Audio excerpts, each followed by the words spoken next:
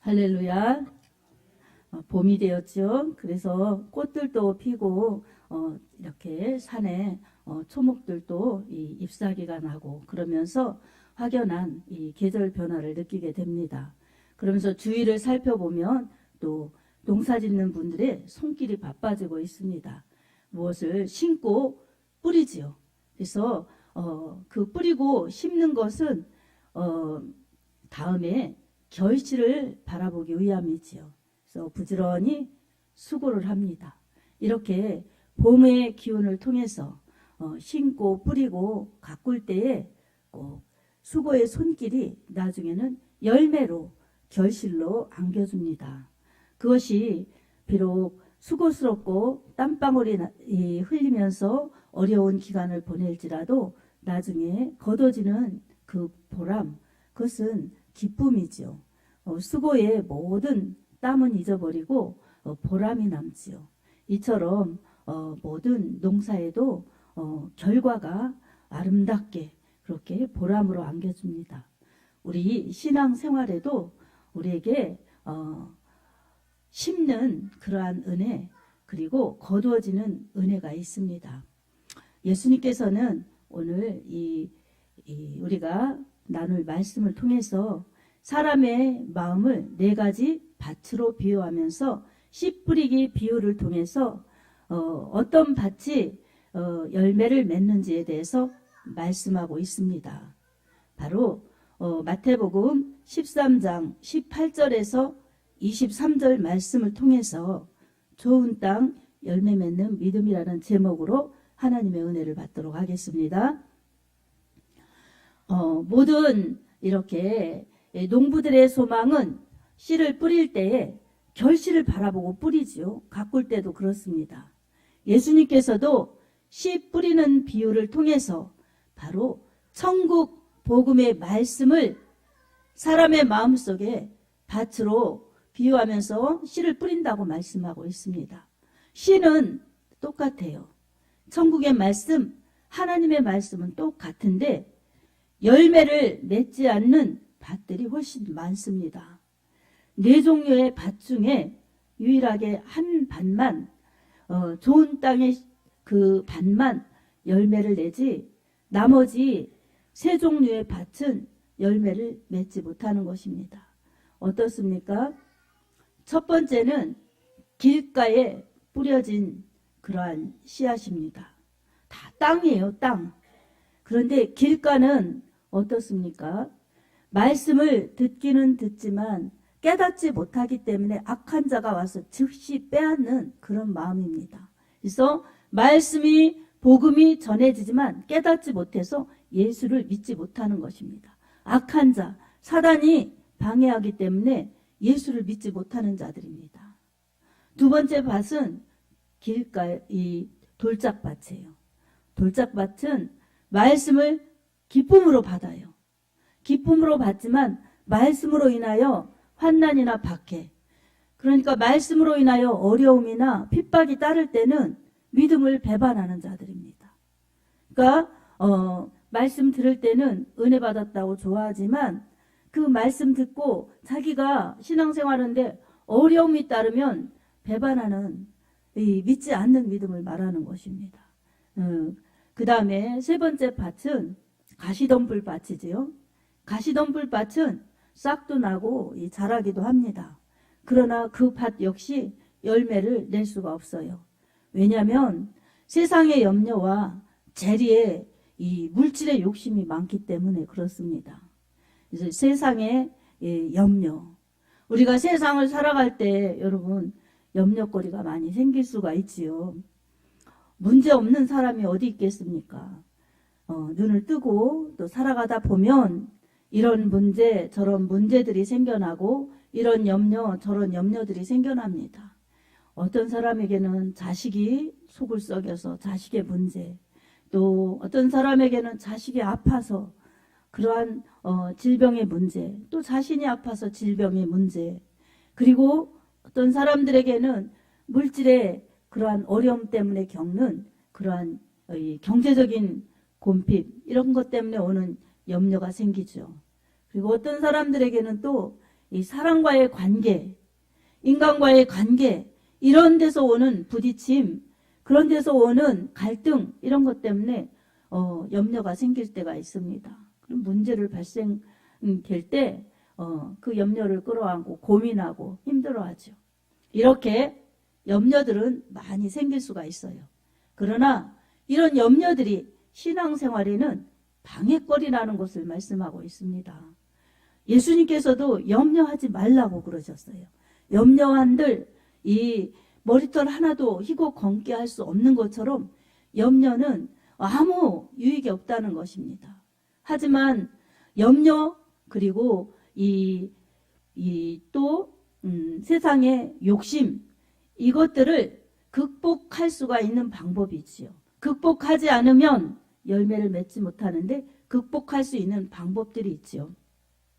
이 원리를 알아야 되겠죠. 그래서 염려하면은 염려는 늘어나죠. 염려가 해결이 되지 않습니다. 그리고 욕심, 버리지 않으면 욕심도 자꾸 커져가요. 그래서 야고보서 1장 5절에 욕심이 잉태한 즉 죄를 낳고 죄가 장성한 즉 사망을 낳느니라, 이렇게 말씀하고 있습니다. 그래서 염려든 욕심이든 우리 신앙에 다 불신앙을 주는 것이고, 또 우리 하나님의 능력과 사랑과 축복을 받기는커녕 아무 유익이 없는 것들인 것입니다. 이런 염려와 이런 문제, 욕심, 이런 것들은 바로 기도로 극복하는 것이 우리에게 비결입니다. 아멘. 그래서 우리 예수님께서도 마태복음 6장 11절에 일용할 양식을 주시옵고, 이렇게 말씀하셨어요. 그러니까 우리가 사는 문제, 먹고 사는 문제, 이런 것 때문에 염려가 올 때는 우리 하나님께 예수님의 이름으로 기도하라는 것입니다. 일용할 양식을 주옵소서, 이렇게 기도하라고 주님이 하셨으니, 하라고 하신 주님의 말씀에 순종하면 누가 책임지시겠어요? 말씀하신 주님이 책임져 주시지요. 또 이 마태복음 6장 33절에도 이렇게 말씀하고 있습니다. 너희는 먼저 그의 나라와 그의 의를 구하라. 그리하면 이 모든 것을 너희에게 더하시리라. 이렇게 말씀하셨어요. 그러니까 주님의 나라를 먼저 생각하고 주님의 의를 먼저 구하라는 것입니다. 하나님 나라를 위해서 내가 할 수 있는 것이 무엇인가? 하나님께 기도하고 주의 나라를 위해서 기도하고 내가 할 수 있는 믿음의 이 행함을 통해서 하나님 나라가 이 확장되기를 원하는 그런 믿음으로 살 때에 우리가 필요한 것들을, 먹고 입고 사는 의식주에 필요한 것들을 우리 주님이 책임져 주신다고 말씀해 주셨습니다. 아멘. 우리에게 염려, 이것은 충분히 극복할 수 있는 것인데, 극복할 수 있는 비결, 기도를 하지 않으면 염려 속에 빠지는 것입니다. 교회도 마찬가지입니다. 어떻게 하면 더 사람이 많아질까? 그리고 이 문제, 저 문제, 물질의 문제, 이걸 어떻게 할까? 이런 염려를 하면 주님이 기뻐하지 않습니다. 하나도 해결되지 않습니다. 기도하면 주님이 일하십니다. 아멘. 우리 교회도 그래요. 처음부터 교회 생겨날 때부터, 개척할 때부터 선교를 하겠다고 마음을 먹었어요. 그런데 막상 시작했는데 교회를 우리가 또 사람도 없지, 그리고 교회 땅을 사고 건축하고 이러는 과정이 되다 보니까 선교 기도는 하지만 선교를 후원할 수가 없었어요. 그래서 늘 빚진 자의 마음, 안타까운 마음이 있었는데 우리 하나님께서 하도록 오래 축복을 해주셨어요. 우리 막내 여동생이 대전에 카페를 차리면서 거기에서 수입의 얼마를 우리 교회 선교원금으로 보내겠다고 약속을 하더니 이제 3월 달부터 보내기 시작했어요. 그래서 이 물질을 어떻게 쓸까 그러면서 하나님이 기뻐하시는 선교하겠다고 마음먹었던 곳에 써야 되겠다, 그런 마음이 들어서 한 곳을 정하고, 또 우리 교회 어렵지만 재정을 통해서 또 한 곳을 보내자, 그래서 2곳으로 선교 지역을 정했어요. 그리고 이제 3월부터 보내기 시작하였습니다. 한 곳은 터키고 한 곳은 몽골인데 하나님께서 그렇게 길을 열어주셔서 하기 시작했어요. 근데 너무나 놀랍게 선교 헌금을 그렇게 후원 계좌에 보내고 며칠 있다가 너무나 신기한 것은 우리 교회에 재정 통장이 있습니다. 재정 통장으로 우리도 모르는 분들이 두 분이나 이 헌금을 해주시는 거예요. 마치 하나님께서 보내신 천사처럼 그렇게 우리가 선교 헌금한 것보다 훨씬 많이 통장에 입금해 주신 거예요. 저도 모르는 분들이에요. 어떻게 교회를 알게 됐는지, 어떻게 선교 헌금을 보내게 됐는지 몰라요. 한 분은 전화가 왔어요. 분이의 교회 김진희 목사님이시죠? 그러면서 제가 그 교회에 헌금을 조금 하려고 그래요. 그래서 너무 감사하잖아요. 그래서 누구신데요? 그랬더니 아유 나중에 아실 거예요. 모르셔도 된다고. 그러면서 헌금을 보내기 시작했어요. 그리고 또 한 분은 전혀 모르시는 분, 연락도 없으신 분이 입금했어요. 그래서 저는 이것이 하나님이 하신 거라고 믿습니다. 아멘. 하나님의 뜻대로 하나님의 뜻을 위해서 교회가 그 방향을 놓고 정해서 가려고 하니 우리 하나님께서 필요를 채워주시면서 그렇게 하나님의 기쁘신 뜻을 위해서 교회가 달려가도록 그렇게 역사해 주신 것입니다. 저도 기도할 때 이 알 수 없는 분들을 꼭 기도를 합니다. 하나님 꼭 축복해 주시라고 이렇게 기도를 하죠. 정말 하나님께서 하시는 일이기 때문에 우리는 감사할 수밖에 없습니다.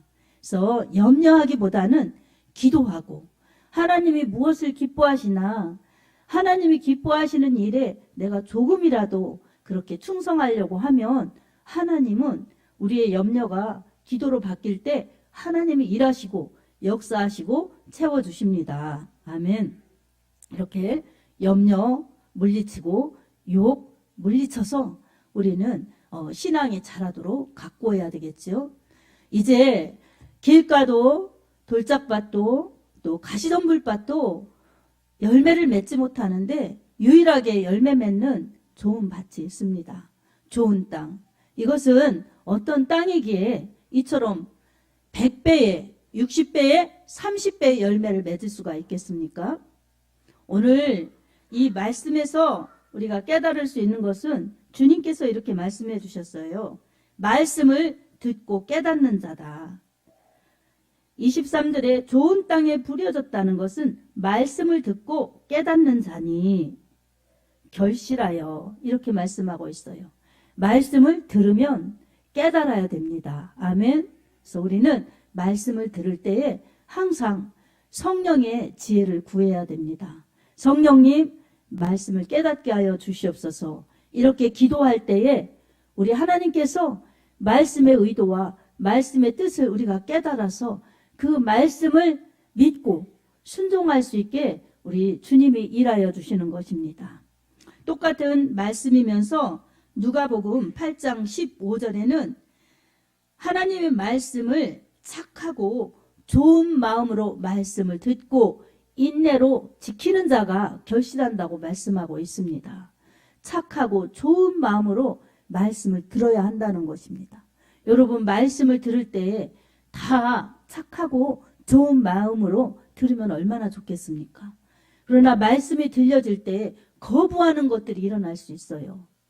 마음에서 부딪히는 것들이 일어날 수 있어요. 그럴 때에 돌짝을 걷어내고 또 가시덤불을 걷어내면서 내 마음밭을 기경해야 됩니다. 아멘. 내 마음 완악하고 고집스럽고 내 욕심적인 마음을 그대로 가지고 있으면 말씀을 들을 때 좋은 마음으로 들릴 수가 없습니다. 그리고 그 말씀을 지킬 수가 없어요. 이것은 이러니까 안 되고 이것은 이러니까 안 되고 그러면서 말씀을 차단하죠. 그리고 말씀 앞에 심한 사람은 도전이 일어나는 것입니다. 그래서 이 사도행전 7장에도 스테반이 설교할 때에 이 사람들의 마음속에 이 분노, 이 완악한 마음이 일어나면서 말씀을 듣고 찔림받고 깨달아서 회개하는 것이 아니라 오히려 이를 갈면서 스테반에게 돌을 던져서 오히려 하나님 앞에 죄 짓는 그런 일들을 하는 사람들이 있었습니다. 이처럼 말씀 앞에 도전은 결국은 믿음이 아닌 것입니다. 결국은 죄인 것입니다. 그래서 말씀을 좋은 마음, 착한 마음, 그것은 하나님의 말씀을 겸손히 듣는 그런 마음으로 들을 때에 말씀이 들려지는 것이고, 내 마음속에 잘못된 것들을 뽑아내고 골라내면서 내가 하나님 말씀대로 살지 못했구나, 내가 내 고집을 부렸구나, 내 욕심을 가졌구나, 내가 너무 염려했구나, 이런 것들을 말씀 앞에 비추어 보면서 뽑아내는, 버리는 기도가 필요한 것입니다. 그럴 때에 우리 하나님의 말씀이 심겨져서 그 말씀이 일하시는 것입니다. 말씀은 살았고 운동력이 있습니다. 말씀은 능력 있는 말씀입니다. 말씀이 곧 하나님이십니다. 아멘. 그래서 말씀을 들을 때에 믿음의 밭을 가꾸어서 하나님의 말씀을 하나님의 말씀으로 들어야 합니다. 지금 하나님이 나에게 말씀하시는구나, 그렇게 믿고 들을 때에 히브리서 11장 1절의 말씀처럼 믿음은 바라는 것들의 실상이다, 보지 못하는 것들의 증거다, 이렇게 말씀하고 있죠. 믿음이, 말씀 믿은 믿음이 그 말씀에 대한 능력과 축복이 나의 실상으로 이루어지는 것입니다. 아멘. 오늘도 우리 하나님께서는 우리에게 열매를 맺는 복된 신앙 되기를 원하십니다. 여러분, 열매를 맺으려면 어떻습니까? 씨앗을 뿌렸을 때 싹이 나서 뿌리가 깊이 들어가야죠. 그리고 이 성장이 이루어져야죠. 줄기도 커지고 잎사귀도 커지고, 그러면서 속에서는 뿌리가 박혀서 양분을 흡수하고, 줄기와 잎을 통해서는 광합성 작용으로 이렇게 햇빛을 통해서 양분을 받으면서 그 모든 것이 열심을 이루어서 결국은 열매로 이루어지는 것입니다.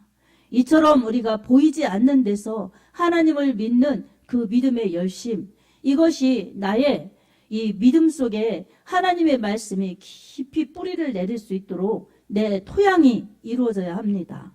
그리고 그 말씀의 씨앗이 내 마음 밭에서, 믿음 밭에서 자랄 수 있도록, 하나님이 일하실 수 있도록 내가 그렇게 믿고 순종하고 기도해야 합니다. 아멘. 그런 열심과 수고가 없다면 어떻게 열매로 이어지겠습니까? 한 알에 곡식을 얻기 위해서도 농부들은 수없이 손길을 통해서 그렇게 일하고 있습니다. 그래서 쌀미자에도 88번의 손길이 간다고 그런 의미가 있듯이, 그처럼 이 수고의 손길이 있어야 됩니다. 우리 신앙에도 하나님의 말씀을 신실하게 믿는 믿음, 착하고 부드럽고 겸손히 받는 믿음, 그리고 하나님의 말씀이 나의 삶 가운데, 나의 마음 가운데, 나의 믿음 가운데 일하실 수 있도록 내 마음을 하나님께 향하면서 내가 기도하고 내가 인내하면서 지켜나갈 때에 결국은 그렇게 인내하고 지키는 자에게 열매 맺어서 우리 하나님께서는 최하 30배, 그리고 60배, 100배의 결실을 얻도록 우리에게 그렇게 말씀의 축복을 부여하십니다. 아멘. 농부가 열심히 농사 지었는데 열매가 없다면 얼마나 허무하겠습니까? 우리 신앙생활에도 열심히 신앙생활을 한 것 같지만 열매가 없다면 얼마나 허무하겠습니까? 우리 신앙생활은 하나님의 말씀을 믿고 하나님의 말씀이 우리 안에 역사하실 수 있도록 우리가 마음밭을 잘 관리하여서 영적인 그러한 말씀의 씨앗이 터서 성장하여서 그렇게 영적으로 신앙이 자라고 영적인 그러한 실천을 하여서 실제적으로 열매로 이루어지기까지 우리의 신앙생활에 그렇게 말씀 믿는 믿음, 그리고 말씀 대하는 태도, 순종하는 믿음, 이런 것들이 이루어질 때에, 그리고 기도를 통해서 하나님이 일하실 수 있도록 그렇게 순종할 때에 우리에게는 우리가 생각하는 것보다 더 많은 열매로 하나님의 기쁨이 되고 하나님께 영광을 돌려드릴 수가 있습니다. 열매는 보람입니다. 열매는 기쁨입니다. 그러나 그 열매 거두기까지는 어려움과 고난과 힘든 과정을 지나가야 합니다. 비바람이 지나가듯이 어려움과 또 힘든 과정을 인내하면서 그렇게 지키고 참고 견딜 때에 우리에게 실한 열매를 맺어서 하나님이 원하시는 열매 있는 믿음이 될 것입니다. 오늘 또 우리가 절대로 돌밭이 되면 안 될 것입니다. 아멘. 말씀이 들을 때 아멘 그러고 듣고 이 말씀은 어려워. 내가 행하기는 어려워. 그리고 예수님 좀 잘 믿으려고 그랬더니 또 말씀에 순종하려고 했더니 오히려 어려움이 따르고 핍박이 오니 안 되지. 이러면서 믿음을 저버려서는 안 될 것입니다. 그리고 믿는다 하면서도 기도는 하지 않고 매일 염려나 하고 이 물질의 욕심을 버리지 않으면서 그렇게 나가면 우리에게 축복의 열매도 능력의 열매도 하나님의 영광의 열매도 맺혀질 수가 없습니다. 그러니 이 유혹은 물리치고 욕심은 버리면서 믿음의 관리, 마음밭을 잘 관리해야 될 줄로 믿습니다. 하나님의 말씀을 절대적으로 믿고 신뢰하시기 바랍니다. 아멘. 그리고 내 마음속에 있는 말씀과 반대되는 것들은 예수의 이름으로 기도하면서 뽑아버리시기 바랍니다. 아멘. 그렇게 기도하면서 내가 말씀을 지키고 순종하고 그렇게 나갈 때에 우리 하나님이 원하시는 열매가 나의 믿음 가운데 결실로 100배나 60배나 30배나 그렇게 안겨주실 것입니다. 사랑하는 성도 여러분, 우리에게 인내로 말씀을 지켜서 우리 하나님이 일하실 수 있도록 하고 성령이 역사하시고 말씀에 따르는 그러한 역사가 나타나서 순종하는 자에게 주시는 열매, 순종하는 자에게 주시는 영생과 상급을 누리면서 우리 하나님 나라에서 영원히 승리자로 설 수 있는 여러분의 믿음이 되시길 예수님의 이름으로 축복합니다. 아멘.